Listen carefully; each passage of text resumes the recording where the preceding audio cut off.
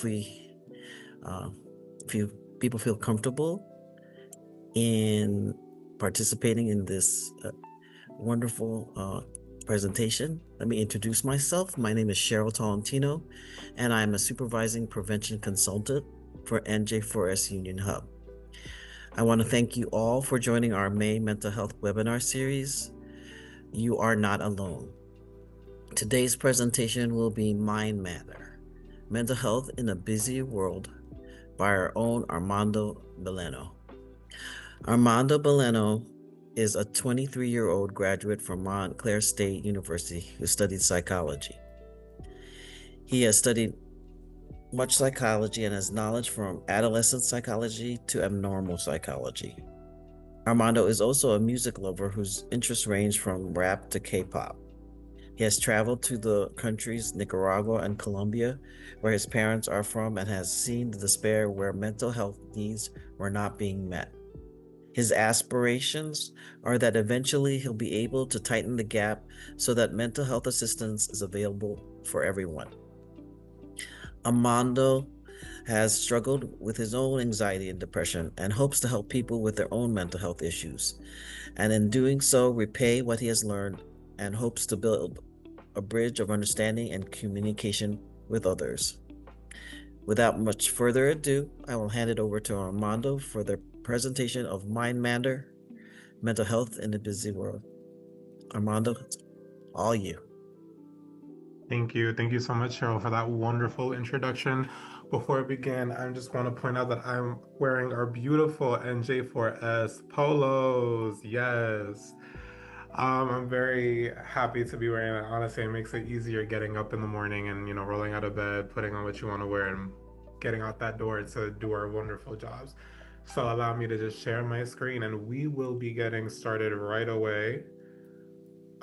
Before we begin, I just want to say thank you guys so much for attending this webinar on Mind Over Matter, prioritizing your mental health in this busy world.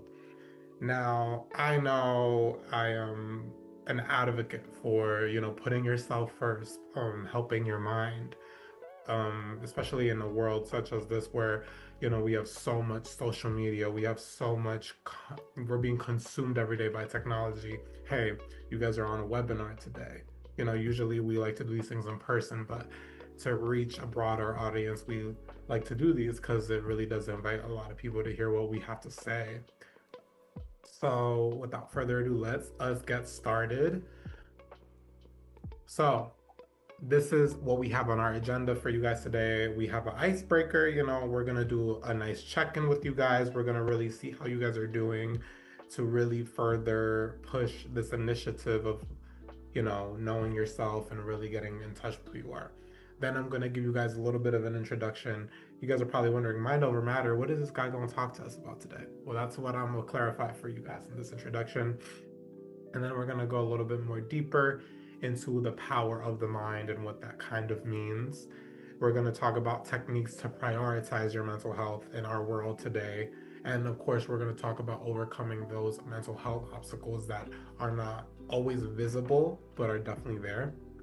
And then we're going to be, talking about building a mental health routine.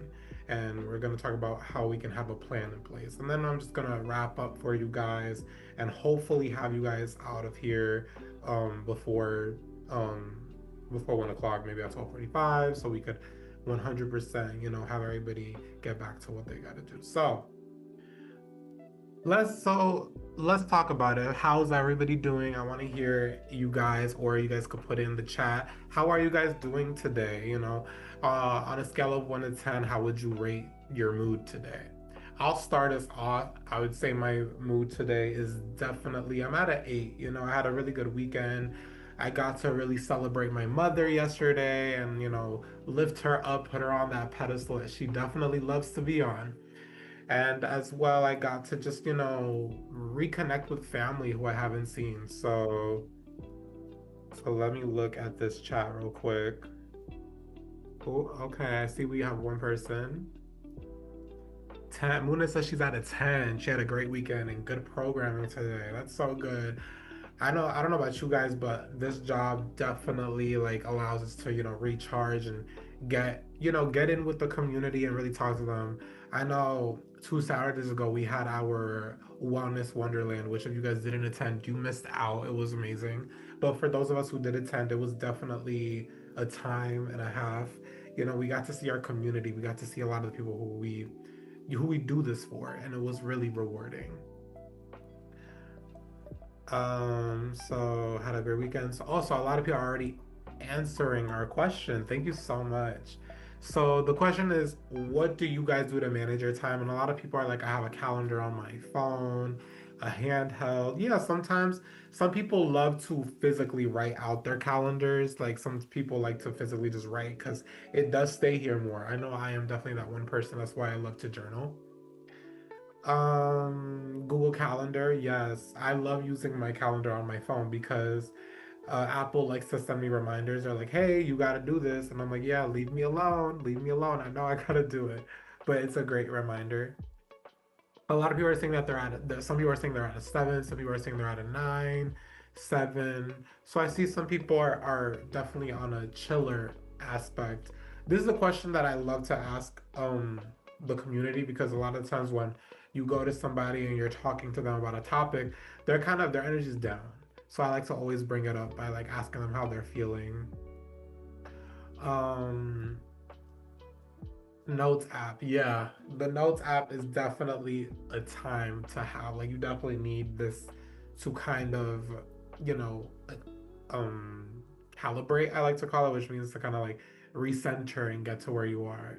But no, yeah, thank you everybody for participating for this icebreaker. I definitely agree with all of you guys. My mood is at a good 8 today, a good 8, 9. It's always getting up. Doing this work allows me to recharge. So let's move forward. So let us begin. I'm here to talk to you guys today about what mind over matter means. Now, the definition, the concept that the mind can influence and overcome physical and mental challenges. Now, this whole term of mind over matter, we hear it said a lot. And I've started to say it a lot more recently because I really do believe this. Like, your mind has that power. Like, a lot of the times when we get hurt, we feel the pain, but that pain is being sent through our brains to our neurotransmitters. And that's how we're able to feel pain. So I've read this case about this man who, he was stabbed. And he said that because of the adrenaline, he was in this sense of like the state of panic. So he was feeling the pain. And luckily, he had somebody next to him who was, coaching him through. And, he was like, it's okay, just tell yourself that there's no pain, we're gonna get this all fixed. And the guy like calmed down, because at first he was looking at this other guy like, what do you mean not to feel the pain? I was just stabbed, what are you talking about? Which I totally understood. But after calming down, he understood that, like, what, maybe if I calm down and I regain control on how I'm feeling, maybe then I'll be able to, understand this term mind over matter. And he said that after that, like, the pain went away a little bit. So that kind of tells you that, like, your brain does kind of control what you're feeling, how you're thinking. So this term, mind over matter, is the idea that the mental strength, focus can help overcome obstacles, including stress, fear, and doubt. I know me, I'm a very big advocate of, faking it till you make it. I love saying this term because it's very funny. A lot of people hear it and they go, so you want me to lie to myself? Yes. But when you're lying to yourself, you gotta tell yourself the truth as well. So if you feel like you can't do something, say, you know what, you're right, I can't do this right now. But eventually I'm gonna be able to do it. And the way I'm going to do it is by setting these things, setting the standards, setting these boundaries of what I can accomplish. This principle applies to mental health because our thoughts and beliefs play a major role in our mental well being. Something that my therapist says is, she says, our thoughts are our way we feel, and the way we feel is how we act. So, by her telling me this mantra, I kind of say it to myself because it is true. So, our mind can shape the way we act. So, an example of this would be, if I think I'm going to fail an exam, or if I think I'm going to mess up in presentation. If I'm already telling myself these things, I'm going to believe it. So therefore, my brain is going to fall into those senses of like, he's going to fail. Let's get him ready to fail. We have to change that mindset so that we can be more inclined to believe we can succeed. So if I change those thoughts to be more so, I can do it. I know this presentation left and right. All I gotta focus on is being in the moment. So therefore, I'm gonna succeed by switching those thoughts.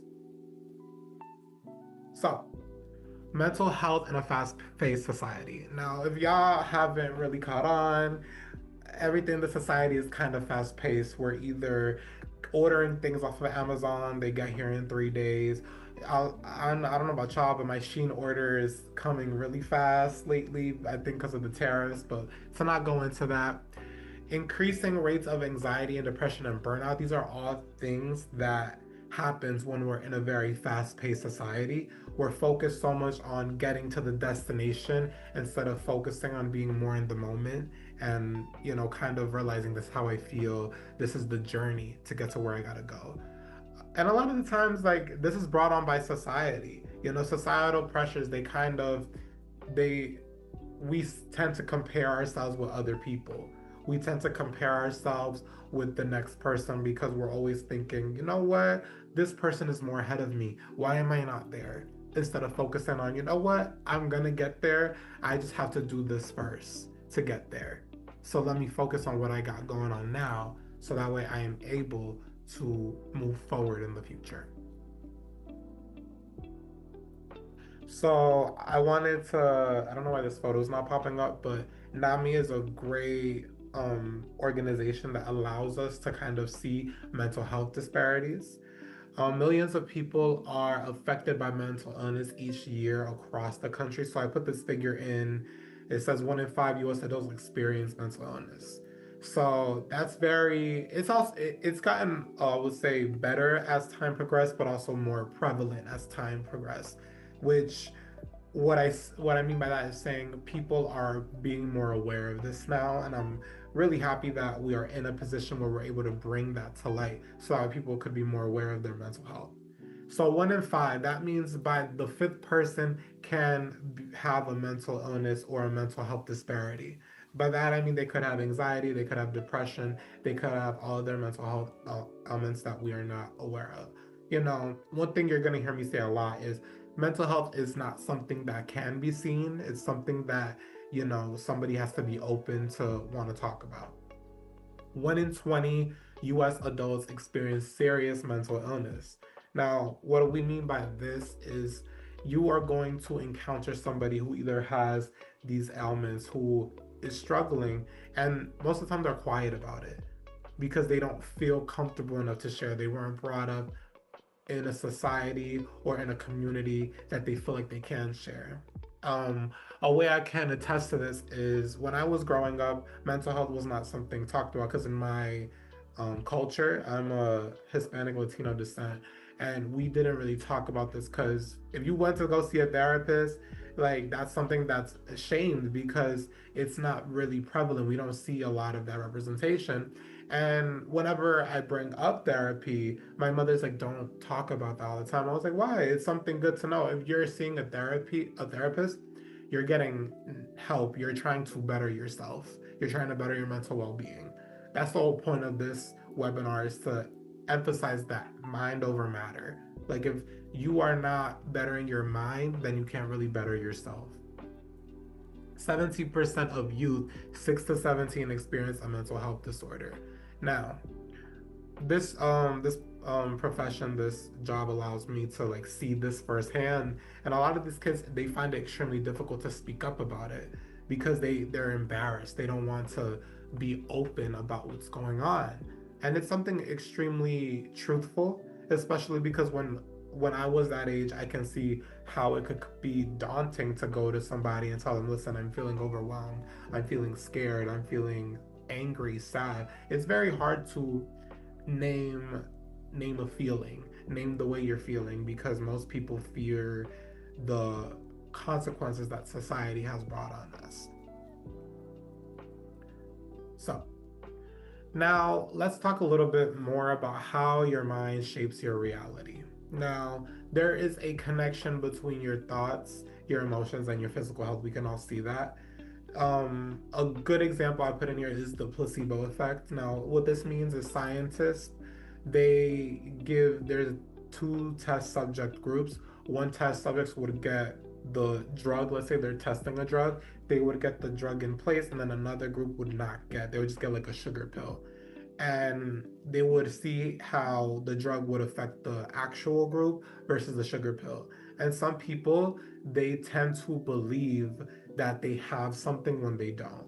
So the placebo effect is how a belief can improve your health changes. So a lot of the times that's why I say mind over matter, because you're able to change your mind without anything affecting you. Another big thing is neuroplasticity. Now, this is your brain's ability to change and adapt.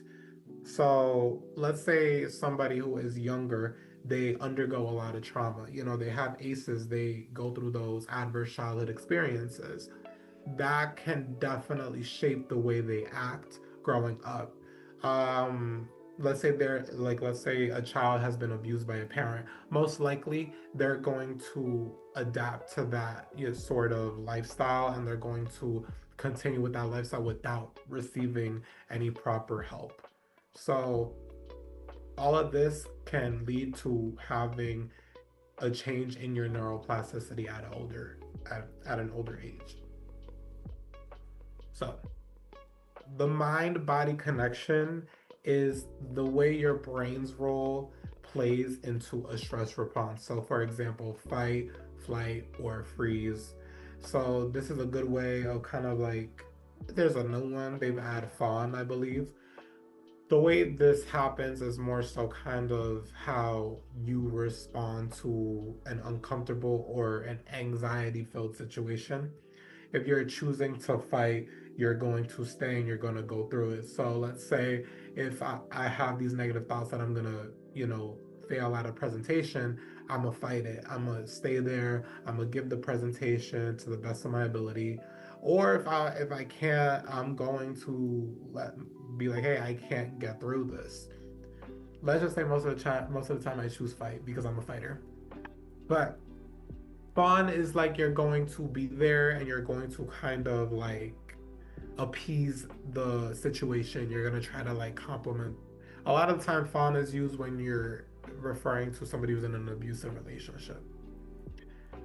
Um, and then of course you have your rest and digest, which this means kind of like how your body systems play. So positive thoughts and affirmations release endorphins and reduce cortisol. When I read this, I was like, oh, this is interesting, because sometimes whenever I'm like giving myself like advice or like a little bit of like, you got this, you can do it, some encouragement, I do feel less of like a stress factor. So sometimes we have these sort of practices that shift your mindset. So, mindfulness, gratitude, and meditation. A lot of the times this manifests in your own way. So, for example, there's journaling, there's those positive affirmations that you could be saying. All of this is examples of how your mind can shape the way we act. Remember what my what I've heard, our thoughts are our feelings and our feelings are our actions. That's the way we respond, the way we act. Now, this is a good example of the different kind of connections that we have with our brain to the rest of our body.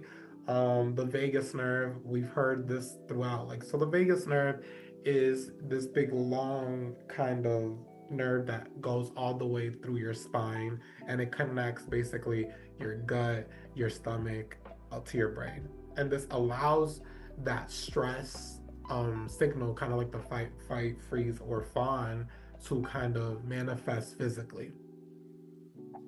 Now, one thing that I've come to know doing my research and studying and looking at everything is that there is this gut brain connection. Usually when you feel nervous, your stomach starts to turn in knots. Sometimes people, when they are nervous, they tend to use the bathroom, they have to relieve themselves, because this is a big way of relieving stress. That's how your brain manifests it.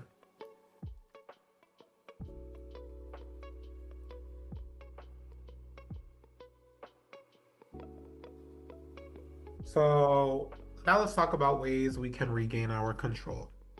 We've spoken about how, like, stress can manifest. We've spoken about the different kind of ways we can fight it or the ways we can accept it. But now we're going to talk about like how we can regain our control. What are some ways we can kind of, take back our sanity? One example I love to talk about is mindfulness meditation. Now, what this does is it cultivates awareness and presence. It sticks you in the moment. It presents you in the moment.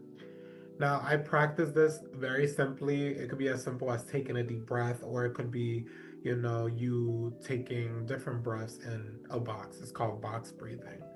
Now, a lot of the times before I begin anything, I take a deep breath, and that's my way of kind of saying, "You got this, just stay in the moment." Like sometimes when I work out and, I'm exhausted, but I want to keep going, I take a deep breath, and that puts me in the moment. That's kind of like a way of meditating, kind of taking yourself more into the moment. Positive self talk. Some people who struggle with their confidence or their self esteem, they tend to do these because it helps them think of themselves more highly. Helps them, do these things of like faking it till you make it. It reprograms those negative thoughts to empower one. So a lot of the times we hear, "I am strong, I am beautiful, I am confident." A lot of people, they say these things. A good example of this was, there's this movie, I don't know if you guys have seen it, it's called Girls Trip, where Regina Hall's character, she was just on stage with her husband who is cheating on her with this Instagram woman, and the woman goes on stage and she kind of like makes her feel some type of way. So she goes backstage after that whole experience and she begins to say, "You are beautiful, you are confident." She kind of gives herself that beautiful talk so that way she can, move through this uncomfortable situation for herself. Physical exercise, how a lot of times we say, "Oh yeah, exercise does help," but how does it help? Movement reduces stress. Like it really does. Like if you move a little bit, that's why when people are anxious, they tend to tap their fingers or they like twiddle with their thumbs, because movement does reduce stress and it improves your mood. It like relaxes you in a way. That's why like a lot of times kids, they have those fidget spinners, they have those toys that does like calm them down a little bit.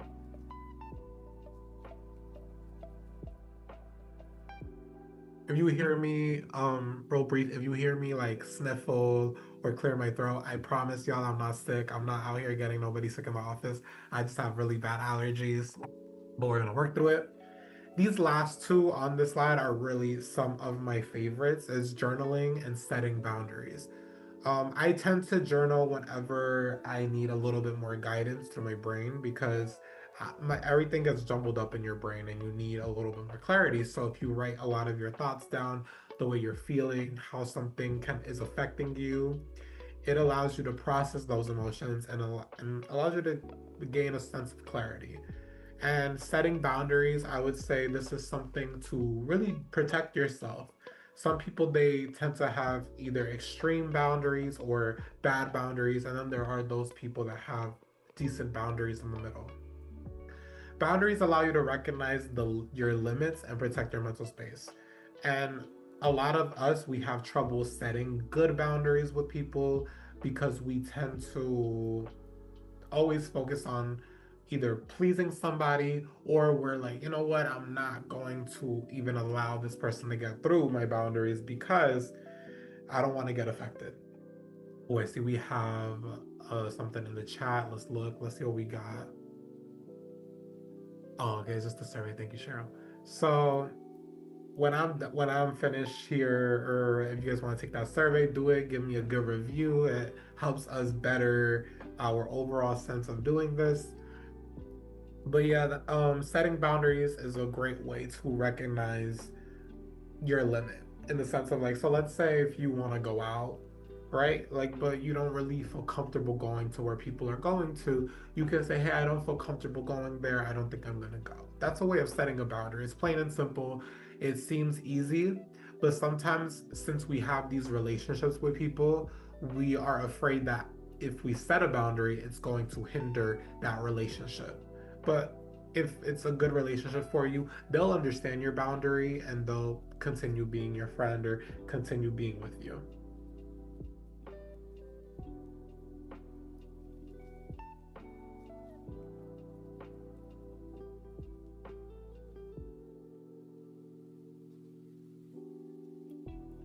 So now we're going to talk about how we can break barriers to mental health, especially today and age where we have TikTok, we have Instagram, we have a lot of social media that plays into effect. I know sometimes it's really easy to compare, where you are versus where somebody is, especially when you're able to see it on a social networking app.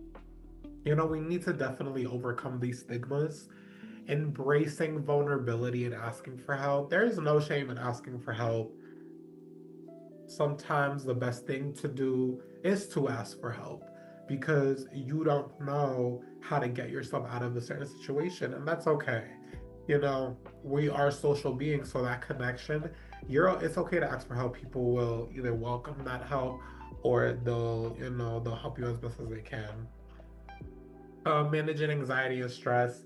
Anxiety and stress, it's a part of life. It's something that we are going to encounter. Unless you're like a super zen person that doesn't get stressed out, I'm gonna need your help for that.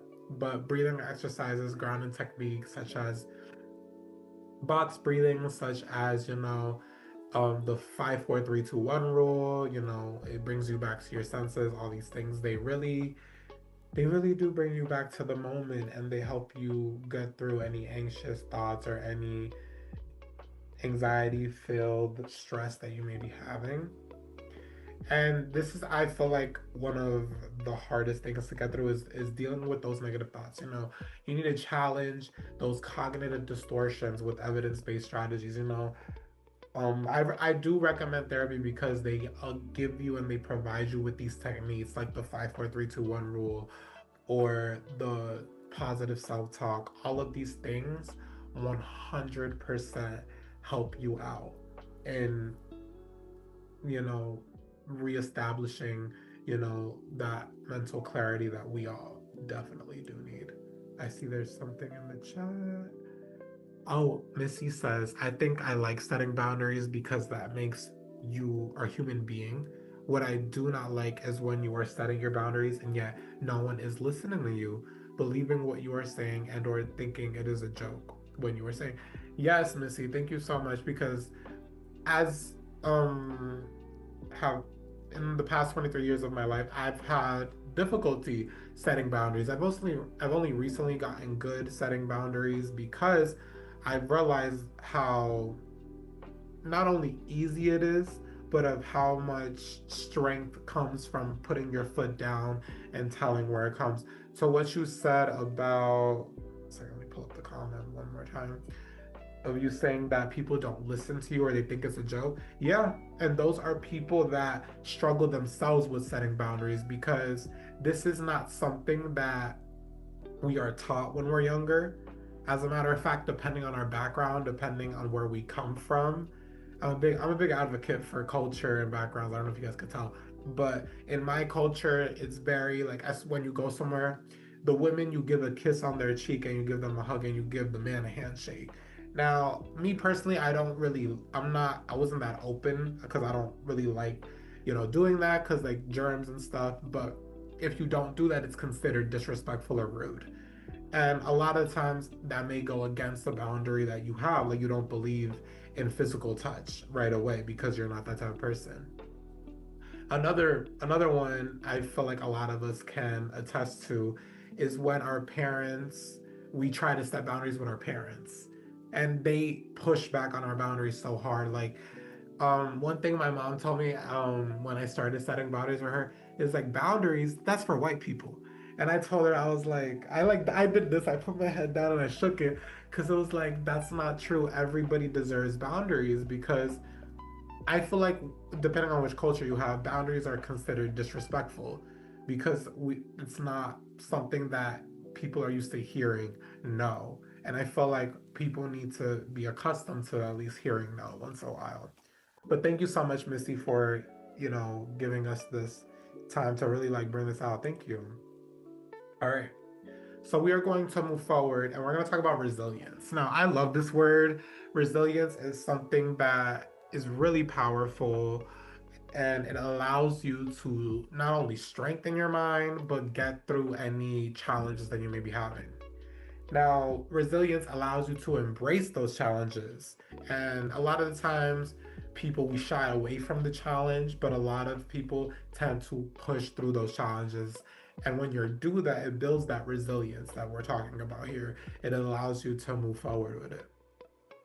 Resilience helps you see the importance of self compassion and accepting imperfections. Now, nobody here is perfect. If you're perfect, you must be the reincarnation of Jesus Christ or God. If you are able to understand that we make mistakes, if you are understand you as a person, you are gonna do that, and you allow that resilience is just gonna help you grow stronger. you know, Also building resiliency, it allows you to strengthen your support networks. It helps you see what you're lacking versus what you need. You know, it allows you to build more friends. It allows you to seek therapy and it allows you to have those support groups. A lot of the times, we, especially in this day and age, with this busy world, we tend to seclude ourselves because it's easy to, have this in your hand and think, oh, I'm connecting to people. But sometimes we need to take that extra step and go to events, go to functions, talk to people so we can grow as individuals and, of course, build that resilience. So now we're going to get to a little portion where I feel like everybody should have this is building your own personal mental health strategy. A lot of the times we tend to disregard this because it is kind of tedious, but it really does help. Now, when you're building a mental health strategy, you're able to set specific, achievable goals for your mental well being. Whether it's, taking time to do a journal entry, whether it's time to meditate or exercise, these are all things. Now, a lot of the times that we fail to do is we do this, but we don't hold ourselves accountable. We don't track our progress. A good way to do that is by journaling. I tend to try to journal at least um, once a week, at least twice a week, so that way I could help reflect on my week or how my day was going. It really does help reinforce positive habits, especially because in our journals, we are able to read it back and see how harsh we are to either ourselves or to others. But it also helps us to kind of build that sense of like, yeah, I got this. So when you're able to build a routine, it gives you that consistency and it allows you to build long-term benefits. Now, what I did was I built my own on this piece of this sheet right here, and I did it in regards to better decision, like being more positive and more stronger with my decisions. So the first step that I did was understanding the root cause. So the way I could do this is like I could have a journal prompt, such as what fears or doubts come when I have to make decisions, and then I reflect on that. And the second step would be to build that self awareness. And with doing that comes with the emotional regulation. And the way you can do this is you have to put it into practice. You got to practice what you're preaching. You have to always do that 5 minute morning checking. So I could always ask myself, what am I feeling today? What am I doing today? What am I going to do? Like, let me at least name one emotion. Because, when you name an emotion, when you name a feeling, it gives you that power over it. And a lot of times you could either implement like a little, mindfulness meditation, like box breathing, do the 4-4-4-4 rule before you making a decision. Sometimes when we're doing those heightened decision makings, we're in a sense of panic. When most of the times we just gotta like chill out, recalibrate, and then make those decisions. Create a decision making framework. This is something that I think could help me. And it's a five model. The first one is to define decisions clearly, then list options that I have, and I could always weigh the pros and cons, and considering my core values. So that's one thing that I implemented because I don't go against the things that I believe. to make decisions. I always go based on what I believe. And then honestly, you gotta commit. You gotta make that decision. So let's just say it could be any decision. It could be like going back to school, or it could be, what I have to eat for lunch. It could be any small decision versus any big decision. And also, like, you have to be realistic when you're doing all this. You have to set a time limit for decisions. You can't take like 4 hours to make a decision, because that's just not right if it's like a small decision. Compared to a bigger decision such as applying for school, you do have a time frame that you have to complete that in, because there are deadlines that you have to be obligated to do. The fourth step would be to, build that supportive self-talk. You made that decision already, but you may feel a little bit shaky about it. You should practice affirmations. So one thing that I put for myself is like, it's okay to make mistakes. They're a part of growth. That's one thing I say to myself all the time, or I write down, because I tend to think that I have to be perfect, but I realize I'm a human being that's not ideal. We make mistakes. I trust myself to handle the outcome, whatever it may be. That's something I say, like, what, whatever happens, happens. I trust who I am. I trust the decision that I've made here. And then of course, like even when you say positive things like that, there's gonna be those negative self-talks like, but wait, that's not right. Should it be right? So what you always have to do is you have to make you have to look at those negative thoughts and write it down. Because sometimes there is that power in writing it down. What I did once was I wrote down a negative self thought that I had, and then I ripped it up. And it was kind of like a way of me letting it go. And also sometimes I say like, is this a fact or is it a fear? I always need to like break down the fact or the fear. Like, am I just afraid to be afraid, or am I afraid because there are some facts that are underlying there? And most of the time it's fear. And then I practice, but with low stake decisions. So instead of jumping to the big decisions, like when do I file taxes, or I'm gonna wait to file my taxes, it's like, what am I gonna eat for lunch, or what is this gonna do? Like choosing an outfit. It's small decisions like this, so that way I could feel more secure in my bigger decisions. And then I like to seek feedback. Sometimes you have to ask people for their advice, but we tend to ask a lot of people instead of asking certain people. We should only ask about one or two trusted people, so that we can avoid like people worst interest for us coming to fruition. And then of course it goes back to that checking in on yourself, tracking your progress, reflect on what you've done, and sometimes have those prompts that help you reflect, like where did I trust myself this month, versus what decisions I felt were hard, what helped me get through it, and what would I do differently next time. So I definitely would reflect as that. And also sometimes a small win could mean so much more than the bigger ones. So you should celebrate every single little win. So let's say, what, today I made a quick decision and I decided I'm gonna go get ramen for lunch, versus yesterday I struggled with that. That's a good thing. That means I'm moving forward into making more decisions for myself. So that what I just showed you guys was an example of a mental health strategy. Like I said, it seems to be a lot. It seems to be tedious, but a lot of the times you don't need to write it out. A lot of the times you have the idea in your head and you just need to go through it.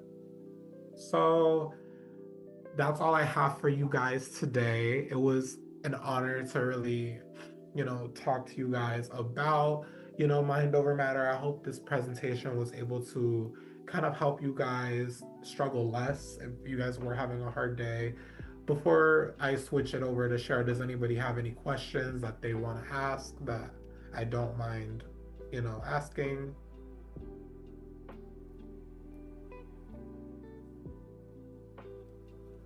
All right, if there are no questions, Cheryl, I'm going to throw it back over to you. Thank you so much, guys. Thank you, Armando. This was a great presentation. It showed that I need to forgive myself for making that accident.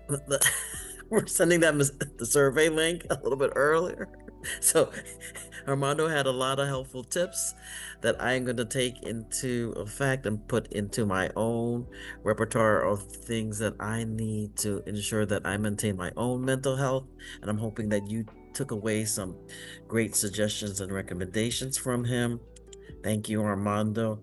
And thank you all for attending our Mental Health Matters webinar series. We have one more presentation that's coming up, and that's going to be done by our own supervising prevention consultant, Safa Basadik, who'll be doing a presentation on breaking the stigma, the importance of mental health awareness. As you know, I have put up that survey link. So I'm hoping that you guys can provide feedback on Armando's presentation and put some suggestions on future presentations that you would like us to see. If you would also like more information about NJ4S, I'm going to send over our email. We would happily provide you information on how we provide services out in the community, presentations such as this, mental health, substance use prevention. If you're interested in us doing a presentation for your community or um, the parts of communities that you are in Union County, we would love to do it, whether it be a webinar or in person. We are also in the schools providing this education to the students, because it's important that students understand at an early age how they can continue to maintain their mental health.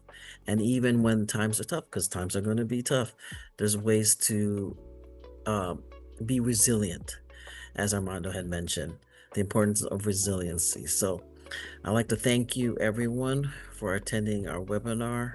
And I'm hoping that you take care of yourself and enjoy the day.